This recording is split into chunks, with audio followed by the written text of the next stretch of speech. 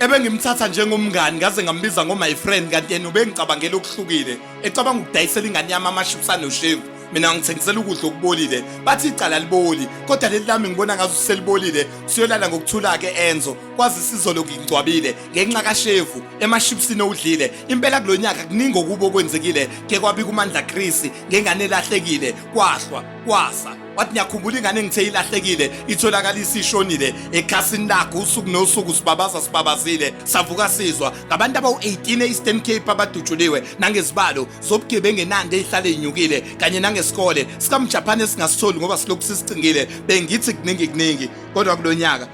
sibabazile 2024 silahlekelwe ingqalabutho omamzane lembokazi kodwa njengojumbo wena Nkosi uyazi nesigebengu esidubule eqala singazi ukuthi sizotheleka ezikadalawana solo umkhwanazi wasala isibhamu kapha zona zasala enkundleni phansi emva kokubhekana namathonsi abanzi khona kugcinanga isigebengu ugcine iNIU khetho la ngo29 May lwazalela iGNU impela iminyaka ihambile uthi bewazi ukuthi sena 31 umuntu ka93 noma sisigameko sogogo basewathi 93 noma sizigoze ezingapheli kuN2 nakuN3 noma silapha bafuna 30% ngenkani abawufuna nge3 esayithini abangangeni komnyango abangena ngodli befuna iprotection fee for free bakhombe ngesibhamu usalufrizile njengopheni intuli N3 noma wasilapha bangena begasela kwabanye noma bezama impela umhlaba 2024 buzamazama ewafuna lama ARVs amazamazama eshaya imithetho engaphansi komhlaba emathunjini umhlaba ethafuna ukuya ngasethunjini bengithi kuningi kodwa kulonyaka